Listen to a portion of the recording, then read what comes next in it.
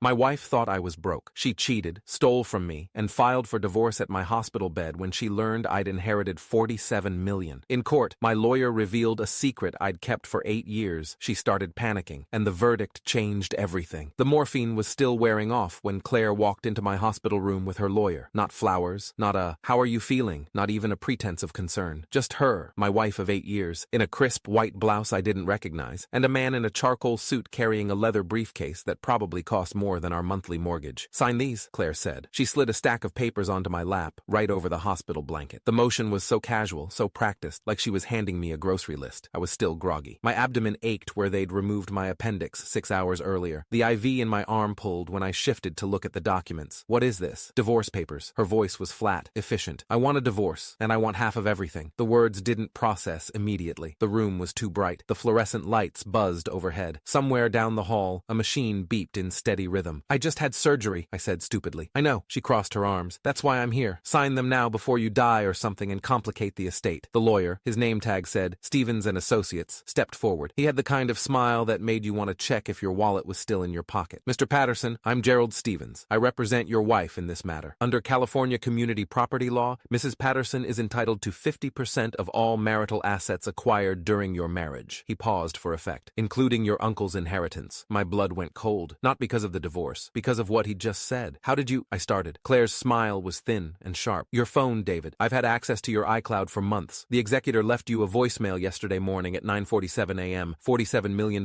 from Uncle Richard's estate." She leaned closer. "And I'm entitled to half, $23.5 million. I stared at her, really looked at her for the first time in months, maybe years. Her makeup was flawless. Her hair, highlighted, blown out, probably cost $300 at that salon she'd started going to in February. The Cartier watch on her wrist that she'd claimed was a gift from her mom. "Sign the papers, David," she said, "or I'll make this uglier than it needs to be." I didn't sign. My hand stayed on the blanket, the pen untouched beside the papers. "Fine." She snatched the documents back. "Then I'll see you in court. And trust me, my lawyer's better than anyone you can afford." Stevens gave me a condescending nod. "We'll be in touch, Mr. Patterson." They left. The door clicked shut, and I lay there in that hospital bed, staring at the ceiling tiles while the morphine drip fed into my vein and my appendix scar throbbed under the bandages. Claire never asked how the surgery went. She never asked if I was in pain. She never asked anything except where to sign to take half of everything I had. What Claire didn't know, what her expensive lawyer didn't know, was that I'd been expecting this. Not the exact timing, not the hospital bed ambush, but the divorce itself. I'd been waiting for it since March. 3 months earlier, I'd hired a private investigator named Marcus Reeves. Marcus was 56, a former police detective turned PI, with 23 years on the force before he went private. He worked out of a small office in Glendale, and he'd been recommended by my college roommate Jake after Jake's own divorce. "She's cheating," Jake had told me over beers at our usual spot, McGinty's Pub. "I can see it, man. The late nights, the new clothes, the way she lights up when her phone buzzes. Get proof before you confront her." I'd hired Marcus the next day. "Tell me what you've noticed," Marcus had said, pulling out a yellow legal pad. I told him everything. Claire had started staying late at work 3 nights a week in January, always Tuesdays, Thursdays, and Fridays. She'd say she was catching up on projects or meeting with clients, but when I'd swing by her office once to surprise her with dinner, the parking lot was empty. Her assistant told me Claire had left at 5:30. She'd started going to the gym in the mornings, 6 a.m.s before work, something she'd never done in the 7 years I'd known her. She'd come home showered and glowing, but her gym bag never smelled like sweat. It smelled like hotel soap. Her phone was always face down now, always on silent, and when it buzzed, she'd grab it fast and walk to another room. "How long has this been going on?" Marcus asked. "Since December, maybe November. I'm not sure." "And your financial situation? Any unusual spending?" "Yeah, actually. Our joint account. She's been pulling cash. 200 here, 500 there." I thought maybe she was buying gifts or something, but I trailed off. Marcus nodded slowly. "How much total?" "I haven't added it up. Maybe a few thousand." "Add it up," he said. "Bring me bank statements going back 2 years. Credit cards too. And give me her work schedule, her boss's name, and any friends she's mentioned recently." I brought him everything the next day. It took Marcus 3 weeks to build the case. 3 weeks of surveillance, records requests, and what he called basic footwork. He called me on a Wednesday in late March. "Can you meet me at my office? I've got something you need to see." The manila envelope was thick. Inside, photographs, bank statements, phone records, and a USB drive. "Your wife is having an affair with her boss," Marcus said without preamble. "Ryan Kellerman, age 41, VP of Sales at Maverick Solutions. Married, 2 kids." He spread the photos across his desk. Claire and Ryan walking into the Sheraton on 5th Street. Timestamps, 12:47 p.m., February 14th. Claire and Ryan in his car, parked at a scenic overlook. Her hand hand on his face. Timestamp, 7:23 p.m., March 3rd. Claire and Ryan leaving a restaurant in Santa Monica, his arm around her waist. Timestamp, 9:11 p.m., March 10th. It's been going on since October, Marcus continued. 7 months. They meet during lunch hours after work and occasionally on weekends when you're out of town. My hands felt numb. There's more, Marcus said quietly. Your joint account. She's been systematically withdrawing cash and transferring money to a secondary account. An account she opened last April in both her name and Kellerman's. He showed me the statements. April, $2,000 transferred. May, $800. June, $3,200. Every month for almost a year. Total, $43,600. This account, Marcus tapped the paper, is a shared savings account. They're building a nest egg. For what? I pulled some emails from her work account, don't ask how, and found these. He opened his laptop and turned it toward me. Email from Claire to Ryan, dated February 2nd. We can't keep doing this. I want to be with you full time. Let's make a plan. Ryan's response. I know. Just a few more months. We need at least 50 grand saved before we can leave. My lawyer says the divorce will take 6 months minimum. Be patient. Another email. March 18th. Claire. Took another 2K today. He didn't notice. We're getting close. Ryan. Good girl. Keep going. We're almost there. I read them twice. Then I closed the laptop. What do you want to do? Marcus asked. I don't know yet. Most people confront immediately. But if you want my advice, document everything. Don't tip your hand. And get a lawyer before she does. I took the envelope home. I didn't confront Claire. I watched her instead. Watched her kiss me goodbye in the morning. Her smile bright and warm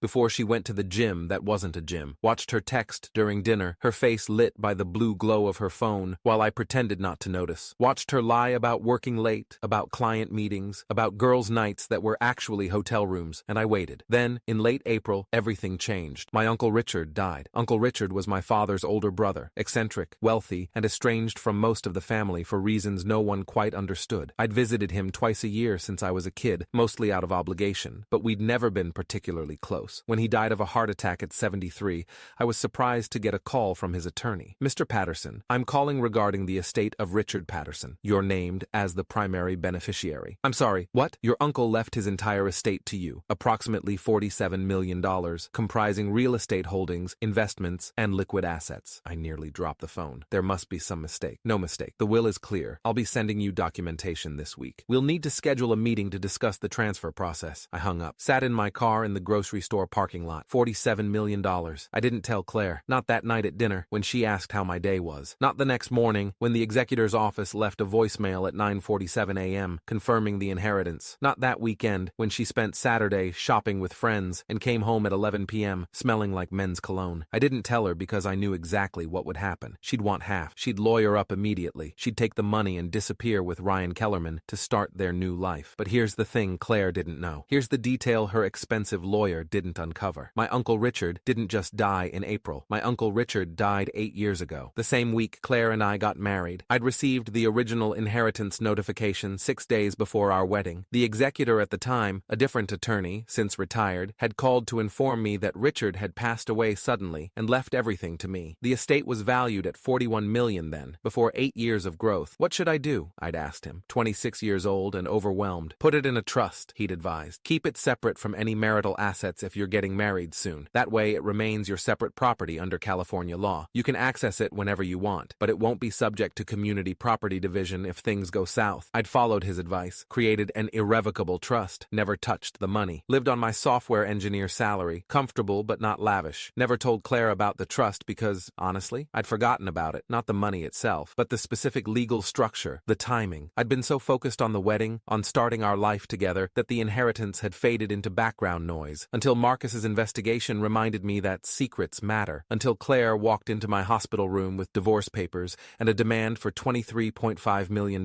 That's when I remembered, and that's when I made a decision. I wasn't going to tell her. I was going to let her think she had a case, let her hire Gerald Stevens, let her pay his retainer, probably $15,000, maybe $20. Let her get confident. Let her make plans with Ryan about their new life, funded by my stupid ex-husband's inheritance. And then I was going to destroy her in court. I hired my own lawyer 2 days after I was discharged from the hospital. Her name was Patricia Moreno, and she was a partner at Moreno & Liu, one of the top family law firms in Los Angeles. She'd handled Jake's divorce, and he'd described her as ruthless in the best possible way. Walk me through everything, Patricia said when we met in her downtown office. I told her about the affair, about the embezzlement, about the inheritance. And you received this inheritance when exactly? 8 years ago, May 17th, 2017, 6 days before our wedding. Patricia's eyes sharpened. And it's in a trust? Yes, an irrevocable trust established May 20th, 2017. 2018. It's never been touched. Never commingled with marital assets. She leaned back in her chair. Mr. Patterson, under California Family Code, Section 770, any property acquired before marriage is separate property. It doesn't matter if you got married 6 days later or 6 years later. That inheritance is yours alone. What about the growth? It's worth more now. Still separate property, as long as the marital estate didn't contribute to the growth, which it didn't, since the money stayed in the trust and you used your own income for living expenses. So she gets nothing. From the inheritance? Nothing. Patricia smiled. But we can do better than that. Tell me about the embezzlement. I showed her Marcus's evidence, the bank statements, the emails, the secret account. Patricia studied them carefully. This is fraud, criminal fraud, potentially. She's been systematically stealing from a joint account and transferring it to a secret account shared with her affair partner. What can we do? We can request full restitution. We can petition for her to receive nothing in the divorce due to financial misconduct. And if you want to push it, we can refer this to the district attorney for criminal charges. I want to push it, I said. The divorce proceedings took 3 months to get to trial. 3 months of Claire living in our house. I'd moved into a temporary apartment, spending my money, sleeping in our bed, probably talking to Ryan every night about their future together. She hired Gerald Stevens with a $20,000 retainer that she paid from our joint account. I didn't stop her. I wanted her to spend as much as possible before reality hit. She started shopping more, designer bags, expensive dinners with friends. She bought a new car, a BMW 3 Series, $52,000, financed but with a down payment from our joint savings. She was spending like someone who knew she was about to be rich, like someone who'd already calculated her half of $47 million and decided $23.5 million was enough to live like a queen. My lawyer sent discovery requests. Claire's lawyer sent discovery requests. We exchanged financial documents, depositions, interrogatories. And through it all, I never corrected her assumption. I never said, actually, the inheritance isn't marital property. I let her believe. The trial was set for August 15th. Claire showed up looking like she'd just stepped out of a Vogue photo shoot. Designer dress, probably Prada, that I'd never seen before. Heels that added 3 inches. Jewelry that caught the light every time she moved. Her hair was different, freshened, expensively styled. She looked confident. She looked like a woman who'd already won. Ryan Kellerman sat in the back row of the courtroom. Moral support, I assumed. He wore a suit that probably cost $2,000 and a watch that cost more than my car. They didn't sit together, but I saw them exchange a glance when Claire walked in. Patricia sat beside me at our table, her notes organized, her expression calm. You ready? She asked quietly. Yes. The judge entered. The Honorable Martha Hernandez, Superior Court of Los Angeles. 62 years old, appointed to the bench in 2012, with a reputation for no-nonsense rulings and intolerance for games. We're here today for the dissolution of marriage between David and Claire Patterson, Judge Hernandez said. I've reviewed the filings. Let's proceed. Mr. Stevens, you represent the petitioner? Yes, Your Honor. Stevens stood,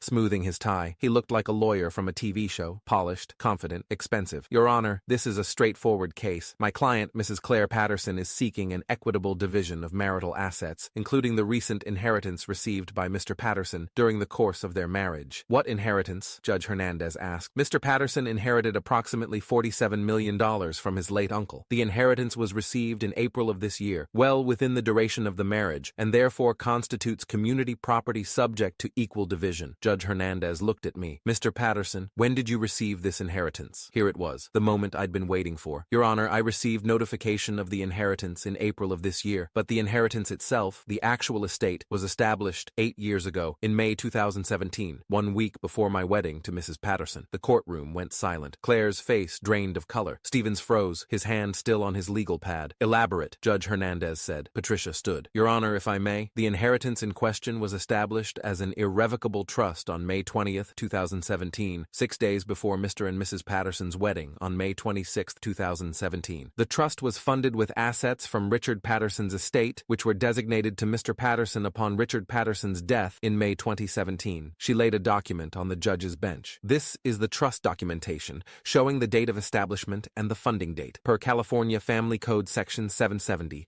any property acquired by a spouse before marriage is their separate property. Stevens grabbed Claire's arm. He was whispering urgently, but I could see the panic in his eyes. Your Honor, he stammered, standing. My client wasn't aware of the exact timing. The timing is dispositive, Patricia cut in smoothly. The inheritance is Mr. Patterson's separate property. It was acquired before the marriage. It has never been commingled with marital assets. Mrs. Patterson has no claim to any portion of it. Judge Hernandez studied the document. Mr. Stevens, did you conduct discovery on the date of the inheritance? We relied on the executor's notification date, Your Honor, April 2025. That was a notification of updated valuation, Patricia said, not the date of acquisition. position. The estate has been growing for 8 years in a separate trust. At no point did marital funds contribute to this asset. Claire started crying. Not the delicate tears of a sympathetic figure, but the ugly, gasping sobs of someone whose plans were disintegrating in real time. "This isn't fair," she said, her voice breaking. "He lied to me. He had millions and he lived like we were poor. He never told me." "Mrs. Patterson," Judge Hernandez said sharply. "Composure." "Your Honor," Patricia continued, and now her voice had an edge. "We're not finished. We'd like to address Mrs. Patterson's embezzlement of $43,600 from the marital account." Stevens went pale. "Your Honor, let her speak," Judge Hernandez said. Patricia pulled out a thick folder. "Over the past 14 months, Mrs. Patterson systematically withdrew cash and transferred funds from the marital joint account to a secret savings account. This account was opened in April 2024 and is held jointly with one Ryan Kellerman, Mrs. Patterson's supervisor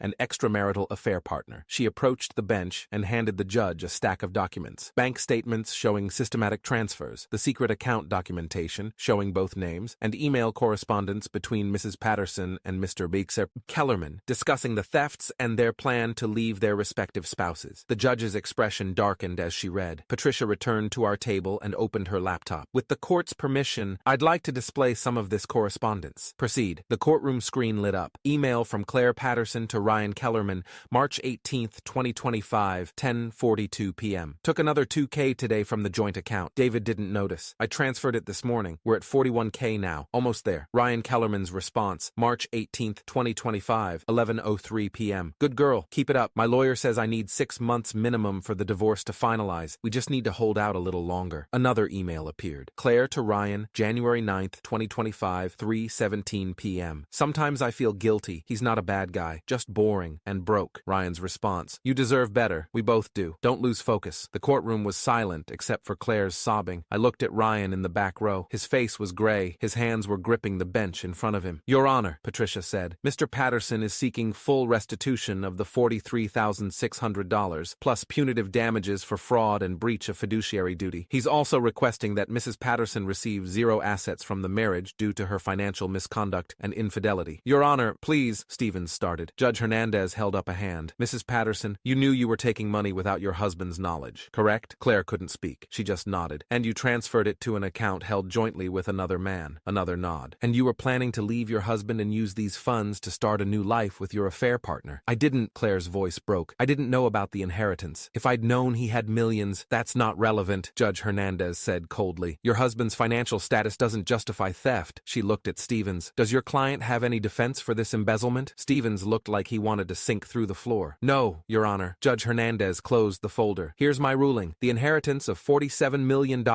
is Mr. Patterson's separate property under Family Code Section 770. Mrs. Patterson has no claim to it. The marital home will be sold and proceeds divided equally. Remaining marital assets will be split 50-50, minus the $43,600 Mrs. Patterson embezzled, which she will repay to Mr. Patterson in full within 90 days. Claire's sobbing intensified. "Additionally," the judge continued, "I'm ordering Mrs. Patterson to pay Mr. Patterson's legal fees." She glanced at a document, which currently total $18,000. "And I'm referring this matter to the district attorney's office for potential criminal prosecution for embezzlement and fraud." Stevens slumped in his chair. "Mrs. Patterson, you took money that wasn't yours, funneled it to an account with your affair partner, and filed for divorce to claim half of an inheritance you had no legal right to. That's not just misconduct. That's potentially criminal behavior." She looked at me then, really looked at me, and I saw it all in her face. The shock, the disbelief, the dawning horror of what she'd done. "Court is adjourned." Claire tried calling me that night. I was back in my apartment, soon to be my permanent residence, since I'd bought it outright the week before, when my phone lit up. "Claire Sell." I let it ring. She called again and again. On the 4th call, I answered. "David, please." Her voice was wrecked, hoarse from crying. "Please, I'm sorry. I didn't know about the timing. I didn't know the money was from before we were married. We can work this out. We can start over. No, please. I made a mistake. I was confused. Ryan, he manipulated me. He told me, you stole $43,000. You had an affair for 7 months. You came to my hospital bed with divorce papers. I was scared. I thought you were hiding money from me. I wasn't hiding anything. You never asked." Silence. "David, I'm begging you. Don't let them prosecute me. I'll pay everything back. I'll sign whatever you want. Just please." "Did you beg when you were in hotel rooms with Ryan? Did you plead when you were spending my money on designer clothes and a new car? That's not fair." "You're right. It's not fair. But it's what happened." I hung up, blocked her number. The aftermath unfolded like dominoes. Ryan Kellerman's wife, Amanda, filed for divorce 2 weeks after the trial. Someone had sent her the courtroom emails. I didn't ask who. too, but I suspected Patricia had a hand in it. Amanda took the kids, took the house, and took Ryan's reputation. His company, Maverick Solutions, quietly asked him to resign after the emails went semi-public within the industry. Turns out having an affair with a subordinate and conspiring to embezzle from her husband was bad for corporate optics. Claire moved in with her parents in Riverside. She got a job at Macy's, working retail, trying to scrape together enough money to pay me back the $43,600 and cover Stevens's legal bills, which totaled another $32,000 by the time everything was finalized. The DA's office opened an investigation but ultimately declined to prosecute. Insufficient evidence of criminal intent, they said, though the investigator told Patricia privately that it was more about limited resources than lack of guilt. I didn't push it. Claire was ruined enough. Ryan stopped returning Claire's calls about a month after the trial. I heard through Jake, who heard from someone else, that Ryan told Claire he couldn't be with someone so reckless. Ironic. 6 months later, I was sitting in my new house, a 4-bedroom in Santa Monica with an ocean view paid for in cash, when I got a LinkedIn message from Ryan Kellerman. I hope you're happy. You destroyed 2 lives over money you never even earned. Claire loved you and you threw her away like garbage. I hope the money keeps you warm at night because you'll die alone. I stared at the message for a long time. Then I typed a response. I didn't destroy your lives. You did that yourselves. I just made sure you couldn't profit from it. And for the record, I never threw Claire away. She threw me away the moment she decided $47 million was worth more than 8 years of marriage. You and she deserve each other. Unfortunately for both of you, neither of you can afford the lifestyle you planned. I hit send, blocked him, and that was that.